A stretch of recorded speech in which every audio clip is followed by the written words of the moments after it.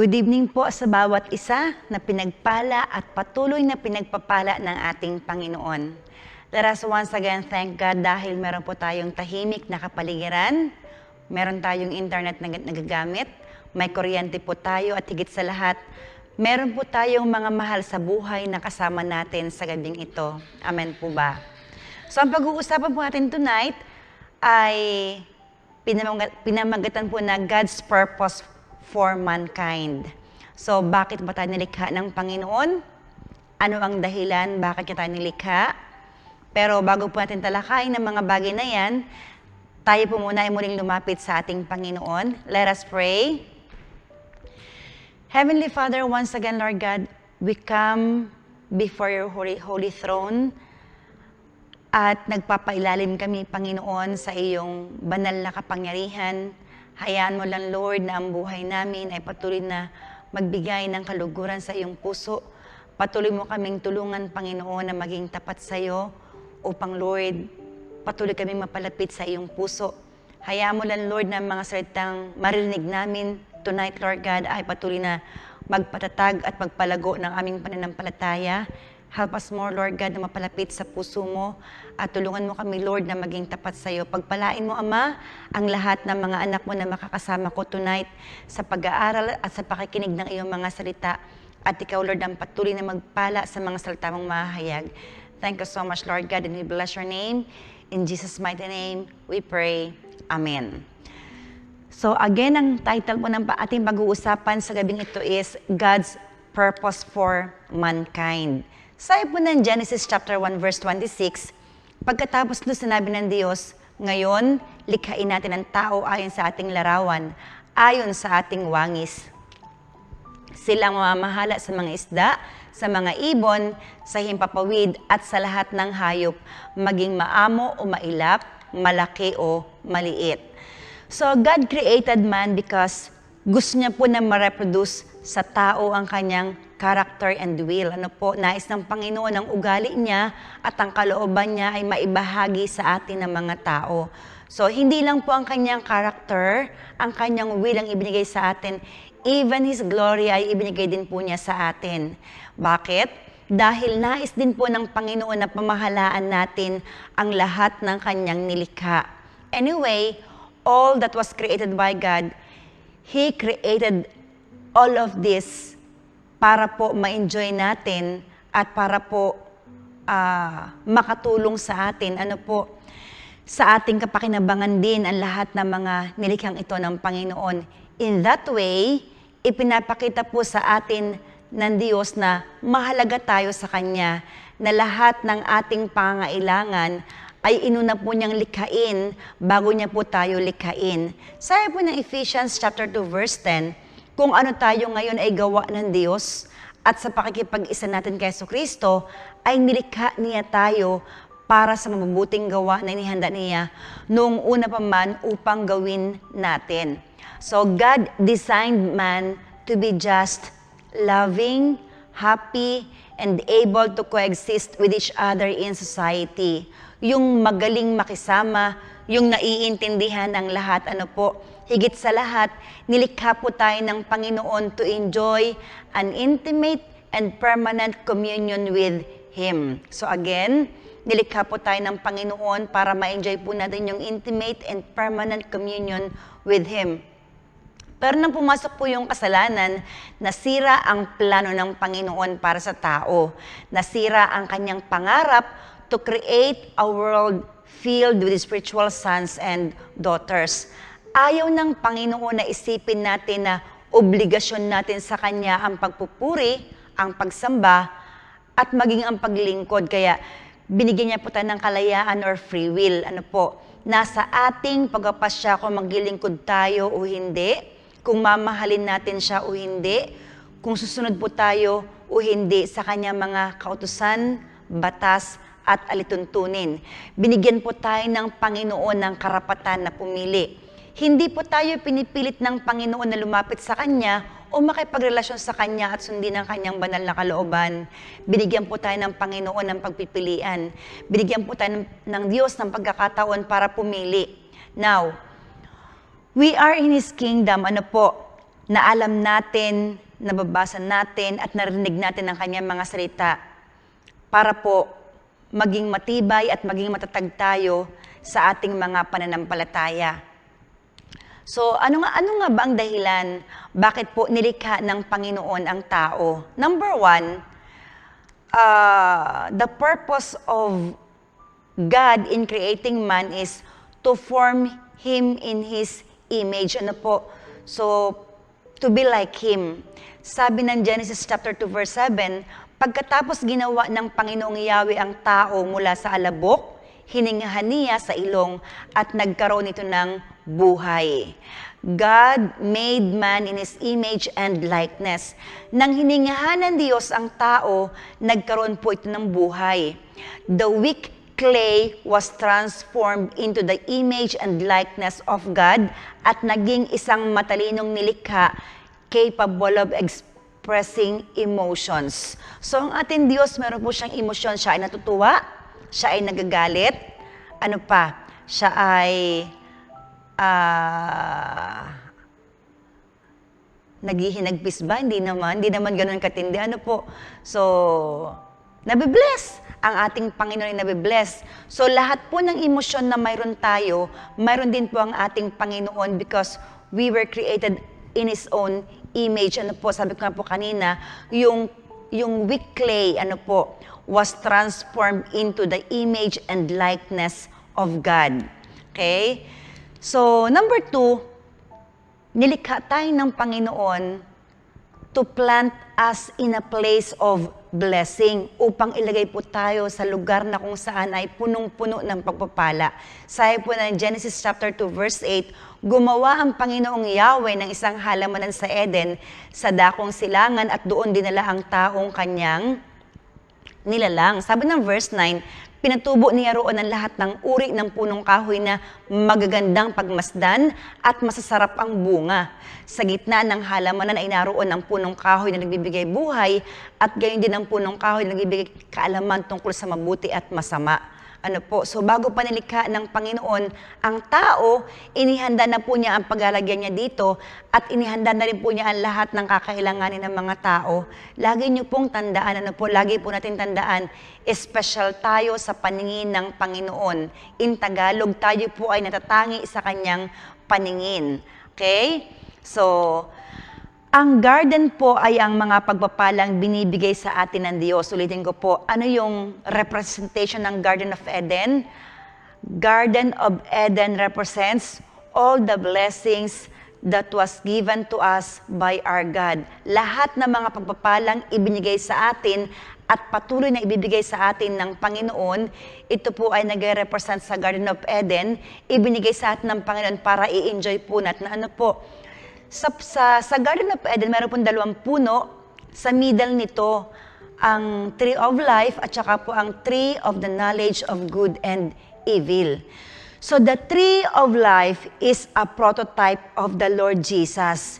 The Tree of the Knowledge of Good and Evil ay ang way ng Panginoon para i-test po ang puso ng tao. Ulitin ko po. The Tree of Life is a prototype of Jesus, while the Tree of the Knowledge of Good and Evil ay ang way ng Panginoon para i-test ang puso ng tao. Nang magkamali ng desisyon ang tao, si Adan at saka si Eva, nawala at nasayang ang lahat ng privileges ng Diyos na plano niyang ibigay sa tao.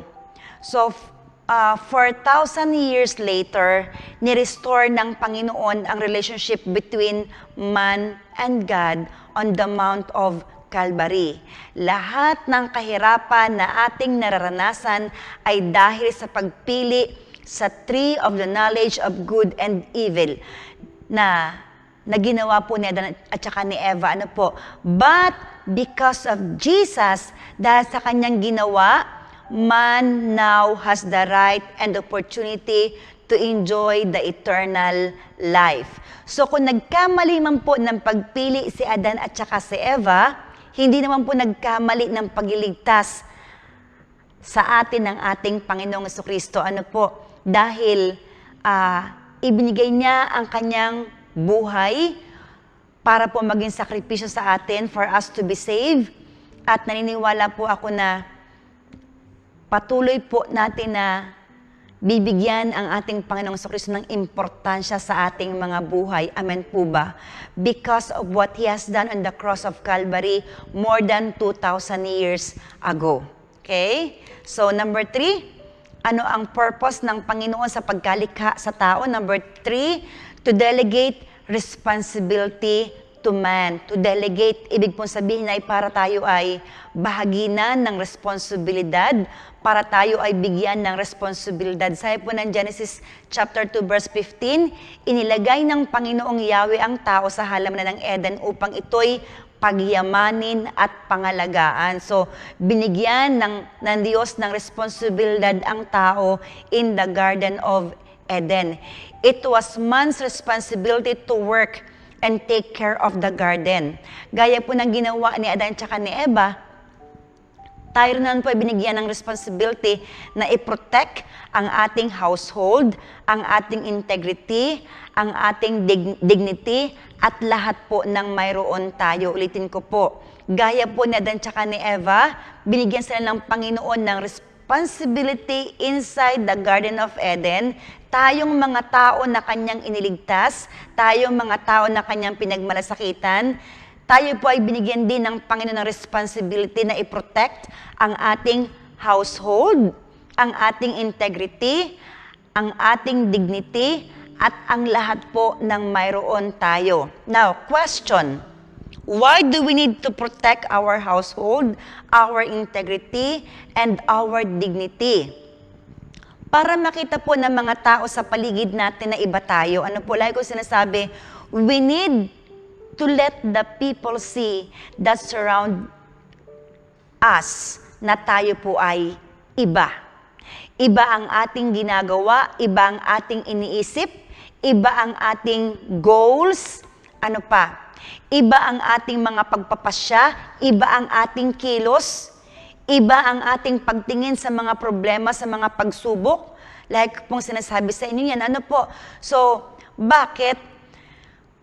To let them see na iba ang mga mananampalataya, na iba ang nagtiwala sa Panginoon, na meron tayong pagkakaiba sa kanila. Ano po? So, ano ba ang pinapahalagahan ng mga tao ngayon? Paki-comment down nga po. Sa tingin mo, ano ba ang pinapahalagahan ng mga tao ngayon? Kasi sabi ko po sa inyo, kinakailangan po nating ipakita sa mga tao sa paligid natin na iba tayo.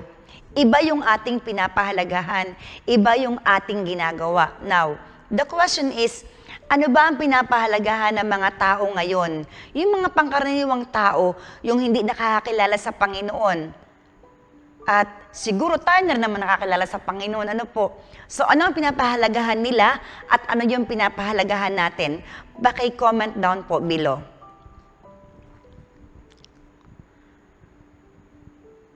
Ulitin ko, ano ang pinapahalagahan ng mga tao ngayon? Nowadays, ano po yung pinapahalagahan nila? Ano yung mahalaga sa kanila? Okay? So, salamat po sa mga nag-type, salamat po sa mga sumagot. Ang ilan po sa pinapahalagahan ng mga tao ngayon ay pera, pag-aaral, trabaho, pamilya. Ano po? Pero tayong mga mananampalataya sa Panginoon, ano ba ang dapat nating pahalagahan? So, ang dapat po nating pahalagahan, lahat ng may kinalaman in the garden, and God will supply everything. Kapag nakita po ng Panginoon na pinapahalagahan po natin ang garden na kanyang ibinigay, ipagkakaloob po sa atin ng Panginoon ang lahat ng ating pangangailangan. Kasi utos ng Panginoon na ating protektahan, pangalagaan, at pagyamanin ang garden. Ano po? So maya-maya, malalaman niyo po kung ano po yung garden na akin pong binabanggit. Ano po? So, umasa po tayo sa Panginoon. Ano po? And that is what we call blank. Pakitype po ulit sa baba. Kapag tayo po'y umaasa sa Panginoon, ano po ang tawag doon?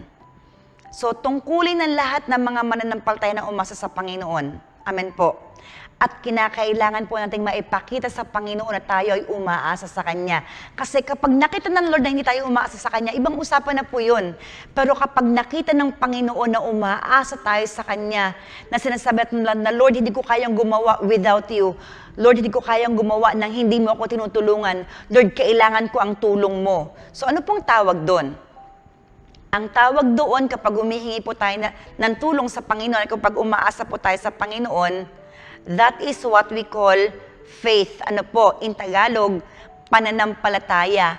Ang tawag po, kapag tayo'y umaasa sa Panginoon ay sumasampalataya tayo sa Kanya.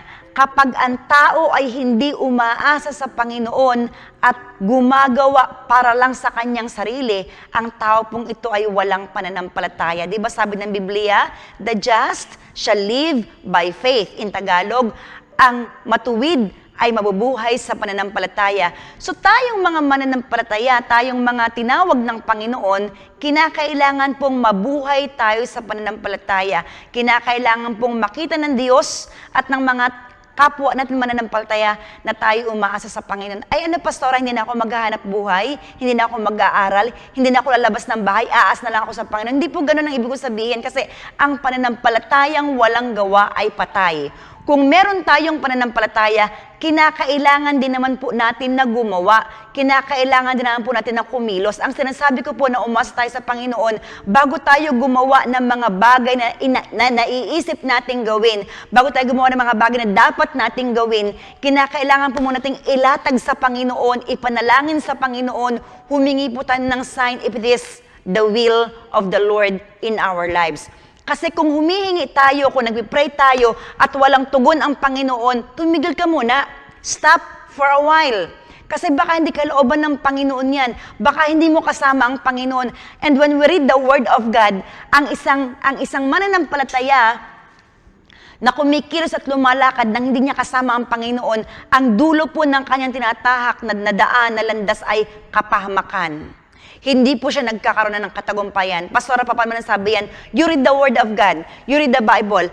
Ang mga Israelita, kapag hindi po nila kasama ang Panginoon sa pakikipaglaban, hindi po sila nagtatagumpay. Lagi po silang natatalo. So, nowadays, may mga mananampalatayang lagi nilang bigo, lagi nilang sugatan. Ano po ang dahilan? Ito po sa kung nakikitang dahilan. Gumagawa sila without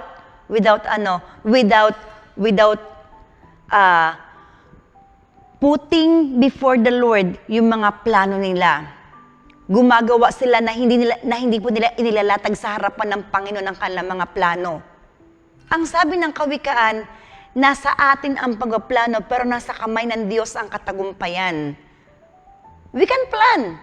Kahit na anong pagplanuhan natin, pwede natin gawin yun, kaya natin gawin yun kasi binigyan tayo ng Panginoon ng karunungan. Ano po, meron tayong wisdom, meron tayong knowledge, meron tayong understanding. Kaya lang ang tanong, saan galing ang iyong wisdom, ang iyong knowledge, ang iyong understanding? Kasi pwedeng galing sa mundo, pwedeng galing sa Panginoon. Kung galing sa Panginoon ang iyong wisdom, ang knowledge mo at ang iyong understanding, naiintindihan mo na hindi ka pwedeng gumawa at hindi ako pwedeng gumawa ng mga bagay na hindi po natin sinasabi sa Panginoon, ipinagpapaalam sa Panginoon, hindi po natin idnadaan sa pananalangin. Ano po?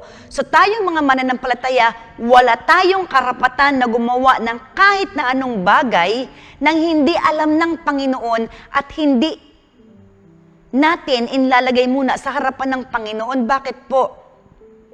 Ang sabi ng Biblia, hindi na po tayo ang naghahari sa ating buhay, kundi ang Panginoong Jesucristo na. So, kung hindi na po tayo ang naghahari sa ating buhay, kung hindi na po tayo nabubuhay sa ating sarili, kundi ang Panginoong Jesucristo, wala tayong karapatan na mag-decide para sa ating sarili.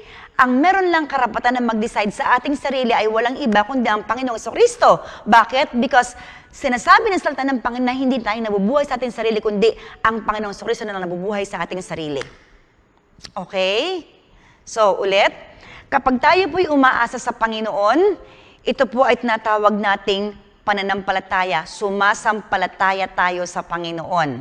Next, number 4. Ano ang dahilan? Bakit create ng Diyos ang tao?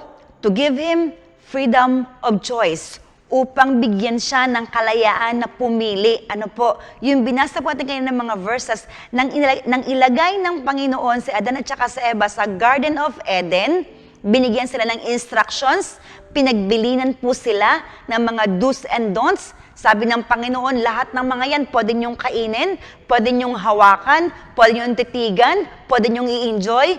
Pero kapag nagawi kayo or napunta kayo sa center ng garden na ito, may 2 puno doon na huwag niyong papakialaman. Yung tree of knowledge at saka yung tree of life. Huwag niyong papakialaman yung 2 puno na yan, forbidden. Pero hindi po sila nakinig. Ulitin ko po ang pang-4 na dahilan kung bakit nilikha ng Diyos ang tao para po siya ay bigyan ng kalayaan na pumili. Ano po? So, sabi ng Genesis 2:16-17, sinabi niya sa tao, sinabi ni Lord sa tao, makakain mo ang alinmang bungang kahoy sa halamanan. You see? Merong kalayaan. Maliban sa bunga ng punong kahoy na nagbibigay ng kaalaman tungkol sa mabuti at masama. It's not an apple tree. Ano po? Hindi pinangalanan ng Panginoon ang bunga ng pagkaalam ng mabuti at masama. Ha? Hindi po siya apple. Ano po? So sabi ng Panginoon, bilin-bilin ng Diyos Ama, wag na wag mong kakain ng bungang iyon. Wag na wag.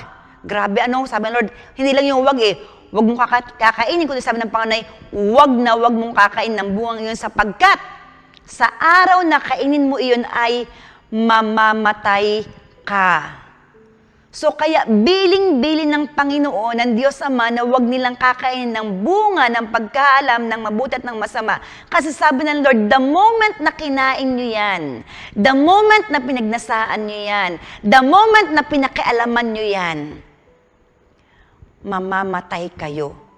Hindi po mamamatay physically, kundi mamamatay spiritually.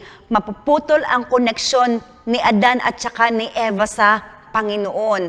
Kaya sabi ng Diyos Ama, wag na wag niyong kakainin.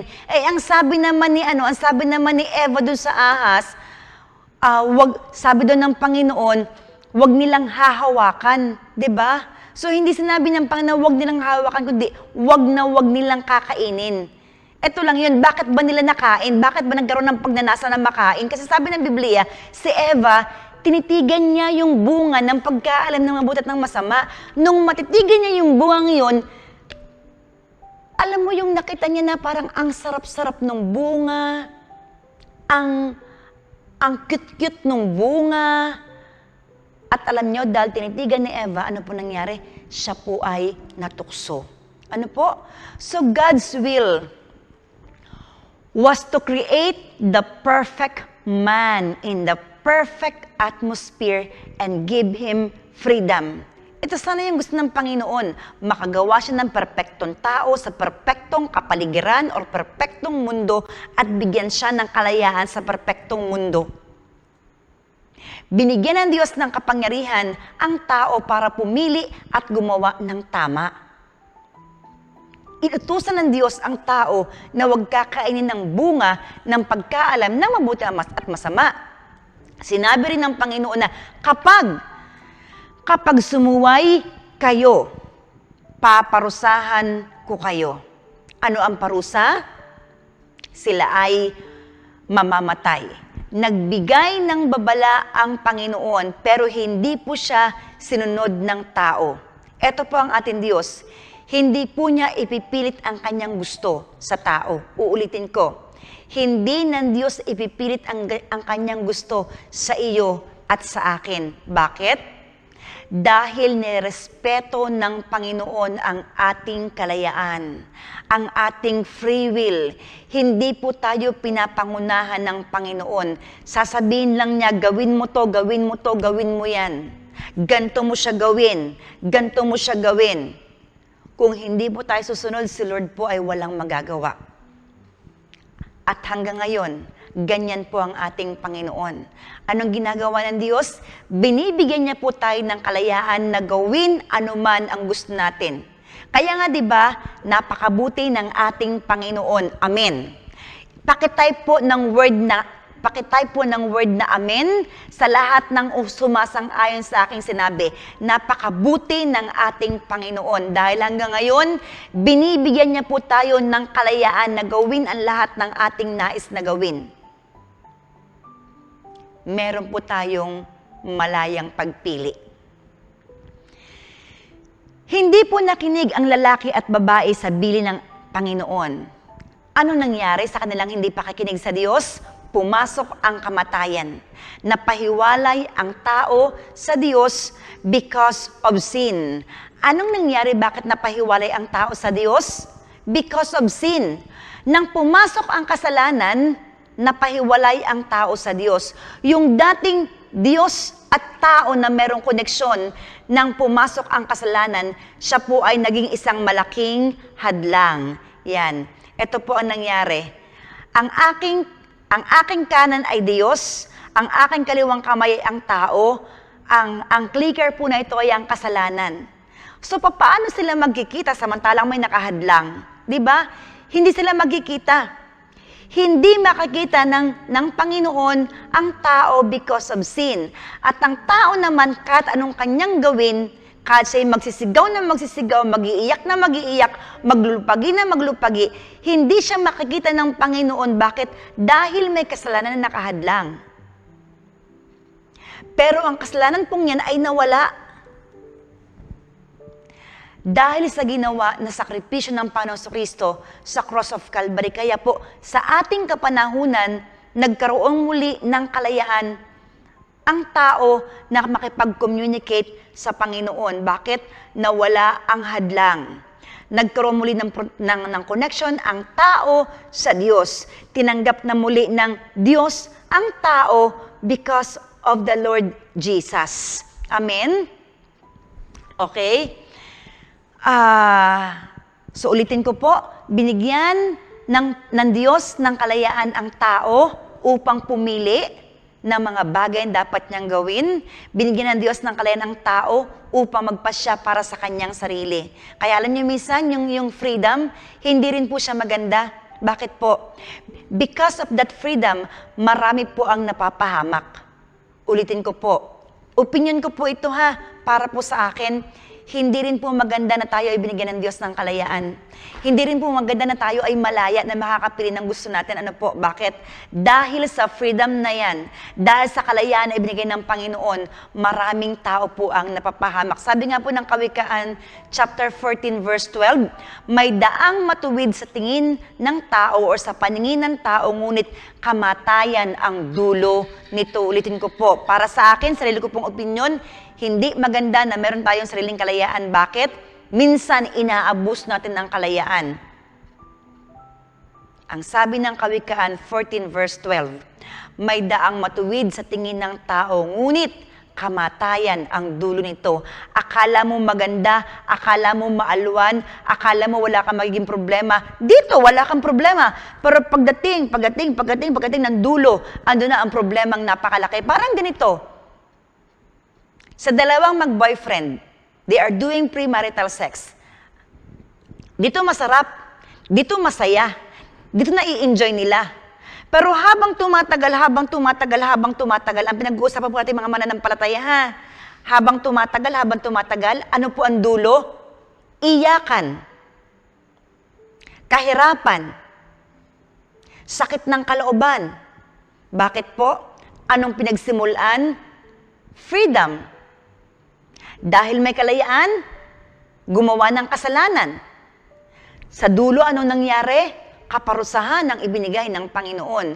Lahat po ng kasalanan na ating ginagawa, ang dulo po niyan ay kahirapan, ang dulo po niyan ay kapahamakan, ang dulo po niyan ay kaparusahan. Ano po? Kaya tayong mga mananampalataya, bawal na tayong gumawa ng kasalanan. Sabi ng salita ng Panginoon, iwasan natin ang paggawa ng kasalanan. Tanong,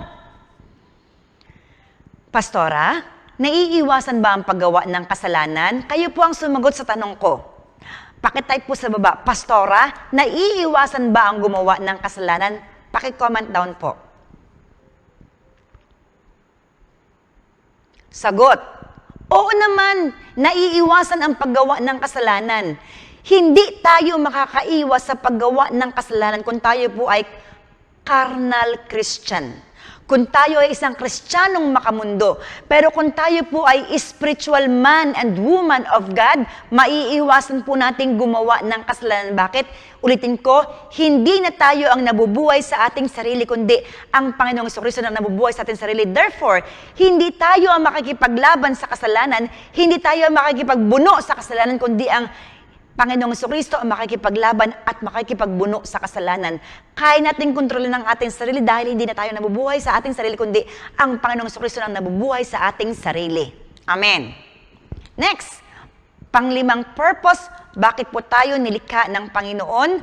To give Him the ideal helpmate. Upang bigyan daw po tayo ng makakasama, upang bigyan daw po tayo ng makakatulong. Sabi ng Genesis chapter 2 verse 18, matapos gawin ang lahat ng ito, sinabi ng Panginoong Yahweh, hindi mabuti na mag-isa ang tao. Bibigyan ko siya ng angkop na makakasama at makakatulong. Natatandaan ko po, kapag binasa po natin ang salita ng Panginoon, una po nilikha ng Panginoon ang lalaki, di ba? Tapos ay, nang malikha niya ang lalaki, sabi niya, bigyan mo lahat ng hayop na yan, bigyan mo lahat ng pangalan. Ikaw ang bahala magbigay ng pangalan. At napakatalino po ng ating ninuno, napakatalino po ni Adan. Bakit? Dahil lahat ng hayop na ating pong nakikita sa mundong ito, siya lang po mag-isa ang nagbigay ng pangalan. So, nalikhain ng Panginoon lalaki, nakita niya na hindi po ito masaya. Andun ang lahat ng hayop ng kanyang nilikha, nabigyan na ng pangalan, pero still hindi pa rin po siya masaya. Kaya nag-come up ang Panginoon sa gandang pagkapasya. Bibigyan ko siya ng angkop na makakasama at makakatulong. Now, one of the reasons God created the woman was to give man a perfect companion. Ano po? Because of it, God created marriage. Ang unang lalaki at babae na nakaranas ng kasal ay si Adan at saka si Eva. Ang unang lalaki at babae na ikinasal ng Panginoon ay si Adan at saka si Eva. Now, kapag nagkakilala ang lalaki at babae, they feel an attraction that leads to love, na reason para magpakasal sila. Kapag nagkita ang lalaki at babae, hindi naman agad love ang kanilang naramdaman, di ba? Una muna yung attraction. Kapag nagkaroon ng attraction, mag-uusap, magdi-date, at doon nade-develop ang love. Ano po? Kapag tunay ang pagmamahal na meron ang lalaki at babae, both of them, nagsisikap na mapasaya ang bawat isa. Ang tunay na pagmamahal is not selfish. Ulitin ko po. Kapag nagkakilala ang lalaki at babae, they feel an attraction that leads to love, na reason para magpakasal sila. Ang tunay na pagmamahal is not selfish. Okay? So number 6, na reason bakit ginawa ng Panginoon ng tao, to entrust Him with His authority, upang ipagkatiwala sa tao ang authority na mayroon ang Panginoon. Sabi ng Genesis 2 verse 19, kaya mula sa lupa ay lumikha ang Panginoong Yahweh ng mga hayop sa parang at mga ibon sa himpapawid. Dinala niya ang mga sa tao upang ipaubaya rito ang pagbibigay ng pangalan sa mga iyon. Kung ano ang kanyang itinawag, iyon ang naging pangalan ng mga ito. So sa verse po na ito, makikita po natin na binigyan ng Diyos ng authority ang tao sa lahat ng kanyang mga nilikha. Na magkasala si Adan at si Eva, nang suway nila ang Diyos, that authority was surrendered to Satan. Nawala ang authority ibinigay ng Panginoon kay Adan at saka kay Eva nang sila ay magkasala. Kakalungkot, ano po? Okay na sana ang kalagayan nila malaya, masaya, nai-enjoy nila ang presence ng bawat isa, nai-enjoy nila ang presence ng Panginoon. Kaso nang pumasok ang kasalanan, nakakalungkot ang nangyari dahil nawala ang lahat. Namatay sila spiritually, at ngayon naman, nang sinuway nila ang Panginoon, yung authority na ibinigay sa kanila ng Panginoon ay nawala rin. Ano po? Every time po na tayo ay nagkakasala or nahuhulog sa tukso. Kasi yung tukso kunyari ito yung tukso, andito ka, nagkakasala ka ba? Hindi. Kailan ka nagkakasala? Kapag ikaw ay lumapit sa tukso at pumasok sa tukso. Pero kung ito ang tukso, andito ka, nakatitig ka lang sa tukso, hindi ka pa nagkakasala. Nakatitig ka lang. Lumapit ka, nagkasala ka na, hindi pa. Kailan ka magkakasala? Kapag ikaw ay pumasok sa loob ng tukso, dun lang po tayo nagkakasala. Okay? So kaya sabi ko po ay, kapag tayo po ay nahuhulog sa tukso, kapag tayo po ay nagkakasala, ibig sabihin nagkasala tayo, gusto rin natin, ginusto natin na magkasala, nahulog tayo sa tukso, ibig sabihin, ginusto rin natin na mahulog tayo sa tukso. Kasi masarap talaga, masarap ang kasalanan, masarap ang tukso. Pero kung ikaw ay spiritual being, at takot ka sa Panginoon, at ayaw mong maparusahan, close kayo ni Lord, hindi ka mahuhulog sa tukso, hindi ka magkakasala. Bakit? Kasi anino pa lang nito, tatakbo ka na. Parang ganito, di ba mga lalaki, sabi po sa mga lalaki, kapag daw tumatakbo, di ba may suntukan, kapag tumakbo ka, ibig sabihin kapag umiwas ka sa suntukan, hindi ibig sabihin ng duwag ka. Umiwas ka sa pakikipagsuntukan kasi matalino ka. So ganito, kung ito ang tukso, anino pa lang nito, tumakbo ka na, lumayo ka na, umiwas ka na. Kapag ganun ang ginawa na isang mananampalataya, ipinapakita niya sa mga taga-langit, sa mga taga-impyerno at sa mga taga-mundo na siya ay isang matalinong mananampalataya. Bato-bato sa langit, ang tamaan ay huwag magagalit. Halimbawa, lalaki, naglalakad ka, galing kang trabaho, pauwi sa bahay nyo, meron kang nadaanan ng mga nag-iinom. Tinawag ka, tukso ha, tukso. Pre, shot muna. Pas pare, hindi, shot muna. Wala ka namang pakikisama eh. Umupo ka muna din eh. O di umupo ka. Anong sabi ko? Anino pala ng kasalanan, layuan mo na. Umupo ka, naamoy mo yung alak. Bango. Ay grabe, parang hindi ka mapapakali hanggat di ka nainom. Bakit mo naamoy yung alak? Umupo ka. Bakit hindi ka mapakali hanggat di ka umiinom? Naamoy mo. Lumapit ka dun sa tukso. Anong sabi ko kanina? Anino pa lang ng tukso, anino pa lang ng kasalanan, lumayo ka na. Kasi ganito, kung alam ng mga tao sa paligid mo na ikaw ay isang believers, na ikaw ay isang mananampalataya, na ikaw ay isang follower ni Jesus, kapag tinawag ka nila at ikaw ay humindi, ito lang ang sasabihin nila, wag mo nang tawagin, born again yan. Bakit? Alam nila iba ka. Alam nila may difference ang buhay mo sa buhay nila. Hindi ko nagpaparinig. Sinasabi ko lang po sa inyo ang sinasabi ng Panginoon sa akin na sabihin sa inyo. Pasama na po ng pasama ang panahon. Diba, I told you, nag-chat sa akin si Charles. Sabi niya, yung boyfriend ni Kim, sabi niya ay, daw ang stand ko pagdating sa vaccine. Sabi ko sa kanya, hanggat hindi compulsory, wag kayo magpa-vaccine dyan.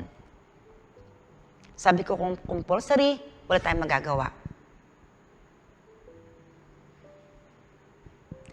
Paano kung yung vaccine na yon, na andun na ang tatak ng 666? Nakita ni Lord, biglang nag-caught up. Meron tayong kasalanan na nasa buhay natin. Meron tayong lihim na kasalanan na ginagawa. Makakasama po tayo sa caught up? Di ba hindi? Bakit? Sino lang makakasama sa caught up? Yung merong malinis na puso, yung merong dalisay na puso, yung tao na sumusunod sa salita ng Panginoon, hindi makakasama sa caught up. Hindi makakapasok sa langit ang mga taong sumusuway sa kautusan ng ating Panginoon. Amen. Ulitin ko po. Every time na tayo po ay nagkakasala at nahuhulog sa tukso. Yung authority na ibinigay sa atin, na ni-restore ng kamatayan ng Panginoong Kristo. Muli po ay isinusuko natin sa kaaway. O ganun. Pinagtatawanan tayo ni Satan. Nasasaktan ang Panginoon. Nasasaktan sa Jesus, nasasaktan ng banal na Espiritu. Amen. Mamuhay po tayo ng matuwid sa harapan ng ating Panginoon. Okay? Nang mamatay po si Jesus sa cross of Calvary, ibinalik niya sa lahat ng mga sumasampalataya sa Kanya ang authority na ninakaw ni Satan kay Adan at saka kay Eva. Ulitin ko po ha. Sabihin niyo na makulit ako.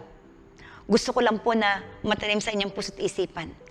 Every time na tayo po ay nagkakasala at nahuhulog sa tukso, yung authority na meron po tayo ay isinusuko nating muli kay Satan. Parang ganito, kung ako ay nagkakasala, or kung ako ay nagkasala at nahulog sa tukso, eto ang sinasabi ko, kunyari nasa harap ako sa Satan, ako ay nagkasala, ako ay nahulog sa tukso, eto yung authority, sabi ko, oh Satan, ito na yung authority ko, sa'yo na ulit, mas masarap magkasala, mas masarap mahulog sa tukso.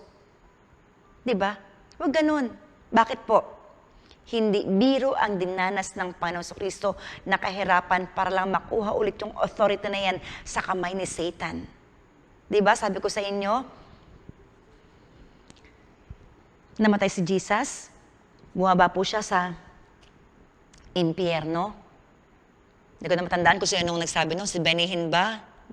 Si Mary Kay Baxter, hindi ko na matandaan kung sino. Sabi po ay, bumaba si Jesus sa hell, kinuha sa bewang ni Satan ang susi. Susi ng ano? Susi ng libingan. Ano pang susi ang kanyang kinuha? Susi ng Hades. Ano pa? At susi ng kalayaan natin.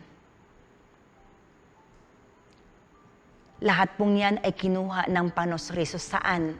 Sa bewang ni Satan. Okay? Ulitin ko po, yung kamatayan ng Panginoong Kristo sa cross of Calvary, ito po ang naging dahilan para mabalik sa atin ang authority na kinuha ni Satan ng kanyang malinlang, maloko si Adan at saka si Eva, madaya. Ano po? And now, tayo po, being God's children, we have that authority again. Kaya nais ng Diyos na ano, iwasan natin ang magkasala. It is God's desire for us to fulfill His purpose. Wala pong ibang pangarap ang Panginoon, kundi ang makasama niya tayo forever. Let us always remember that we are spiritual being, that tayo po na nabubuhay sa ating kapanahunan ngayon, tayo po ay nabubuhay inside this body. Ano po? Again, we are a spiritual being that lives inside the human body. Ang nasa labas po ay human body, ang nasa loob po ay espiritu at kaluluwa. It is important for us to take care of our spiritual life daily. Ulitin ko po, mahalaga po sa bawat isa sa atin na maingatan po natin ang ating buhay spiritual sa bawat araw. Now, in an act of faith, puntahan po natin yung Garden of Blessing. Pastora, paano yun? Let us look at the cross of Jesus. Iwanan po natin dun lahat ng humahadlang sa atin, sa ating pananampalataya para ma-enjoy po natin ang buhay kasama ang ating Panginoon. Protect and take care of the garden. Ito na yung tanong ko kanina. Pastora, ano ba yung garden na sinasabi mo? Ang garden po na sinasabi ko ay yung buhay natin at yung mga pagpapalang ibinibigay sa atin ng Panginoon. Anong gagawin natin sa buhay natin at sa mga pagpapalang ibinibigay sa atin ng Panginoon? protektahan po natin at pangalagaan po natin. Yan din ang sinabi ng Panginoon kay Adan at saka kay Eva. You have to protect and take care of the garden. Sabi ng Diyos Ama, sabi ni Yahweh kay Eva at saka kay Adan. Now, tayo pong lahat, nagkaroon tayo ng relasyon na muli sa Diyos Ama. Nagkaroon po tayo ng connection sa Diyos Ama because of the Lord Jesus Christ. So sinasabi po sa atin ulit ngayon ng Diyos Ama, ng ating Panginoon na we need to protect and take care of the garden. Ano yung garden? Ito po yung buhay natin at yung mga pagpapalang ibinibigay sa atin ng Panginoon.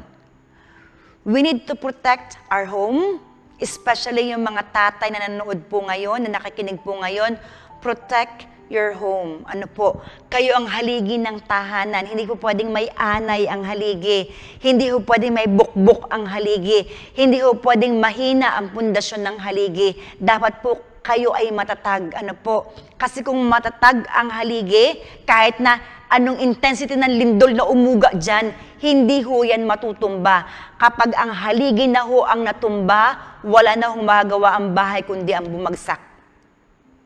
So, mga ama, protect your home. Guard your holiness and your integrity and your dignity. Nanay at tatay, ate at kuya, bunso, lahat ng pamilya, maniwala po tayo na hindi nagkamali ang Diyos nang ibigay niya sa iyo at sa akin ang mga kasama natin ngayon sa ating buhay. Amen? God has a purpose kung bakit nandiyan yan sa buhay mo. At mabuti ang ating Panginoon. Amen po ba? At dahil mabuti ang ating Diyos, dakila, makapangyarihan, matalino, ano po ang dapat nating gawin? Purihin siya, sambahin siya, pasalamatan siya, at bigyan siya ng karangalan. Amen. Dahil hindi pa po tayo ipinapanganak, pinagmalasakitan na po tayo ng Panginoon. Hindi pa po tayo nabubusis na pupunan ng ating Ama. Tapos na ang plano niya sa ating mga buhay. Amen.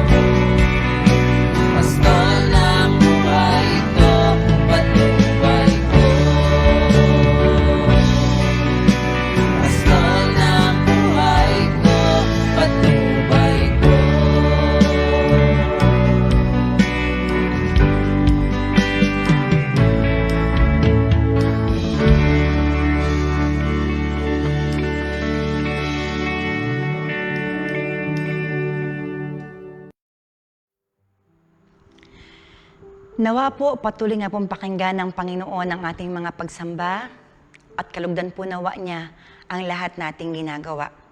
Sama-sama at patuloy po tayo magpuri at sumamba sa banal niyang tahanan. Tayo po'y manalangin. Lord, salamat Panginoon sa iyong mga salita. Thank you Lord God for informing us the reasons kung bakit mo kami Lord ginawa. Tulungan mo nga kami Lord na pangalagaan namin, Lord, at proteksyonan ang aming garden, Panginoon. Ang garden, Lord, na ibinigay mo sa amin. That is our lives, Lord, and our blessings. Hayaan mo lang, Lord, na maging matalino kami, O God, sa paglaban sa mga tukso, sa paglayo sa mga kasalanan. Tulungan mo kami, Ama, na maging tapat sa iyo. Hayaan mo lang, Lord, na patuloy na maging connected kami sa iyo, O Diyos. Tulungan mo kami, Lord, na maging matapang at maging matatag, Panginoon, sa lahat ng pandaraya na ilalagay ng kaaway sa aming harapan. Sa lahat, Lord, na mga inihahain niya, Panginoon, sa amin, hayaan mo lang, Panginoon, na magkaroon kami, Lord, ng sharp discernment para ma-discern namin, Panginoon, ang mga bagay na mula sa iyo at ang mga bagay na mula sa kaaway. Tulungan mo kami, Lord, na maging matalino. Hayaan mo rin, Panginoon, na mga salita mo ay patuloy na maghari sa aming mga buhay. Maintindihan namin, Lord, maunawaan namin, Panginoon, tumayo kami, Lord, na may katatagan sa iyong mga salita at lagi namin, Lord, i-remind ang aming mga sarili, Lord God, sa pangako mo sa amin, O Diyos. Tulungan mo kami, Panginoon, na maging isang mabuting anak mo. Tulungan mo kami, Lord, na patuloy na maging tapat sa iyo, O Diyos. Hayaan mo lang, Lord, na cultivate namin ng garden na binigay mo sa amin at patuloy namin, Lord, ito na mapalago. Tulungan mo kami, Lord, na maging isang mabuting anak mo at maging tapat kami sa iyo. Samahan mo kami, Panginoon, sa pagpapatuloy ng buhay namin sa mundong ito. Today is Wednesday, Lord. Until Sunday, Panginoon, muli kami, Lord, na haharap sa iyo. Bigyan mo kami, Lord, ng katagumpayan sa patuloy ng pakikipaglaban namin, O God. At ikaw ang patuloy na maging Diyos namin. Maraming salamat muli, Panginoon, sa pagsama sa amin sa gabing ito. Salamat sa iyo, Banal na Espiritu, at patuloy na ikaw ang maging Diyos namin. Patnubayan mo ang daan namin, O God. Basbasan mo ang lahat naming plano. Basbasan mo ang lahat naming mga ginagawa, Panginoon. Kung makita mo, Lord, na mali ang ginagawa namin, sawayin mo kami, Panginoon. Pigilan mo kami, O Diyos, at hayaan mo lang, Lord, lahat ng plano namin, O God, lahat ng ginagawa namin, Panginoon, ilatag muna namin sa banal mong harapan. Sabihin muna namin sa iyo, Panginoon, upang patuloy po kami maging matagumpay sa aming pamumuhay sa mundong ito, O Diyos. Maraming salamat po. Patuloy mo kaming patnubayan, gabayan, at ingatan. At ilagay mo, Lord, ang buhay namin sa banal mong harapan upang patuloy, Lord, kami maging victorious, O God. Thank you, Lord God. In Jesus' mighty name, we pray all these things. Amen.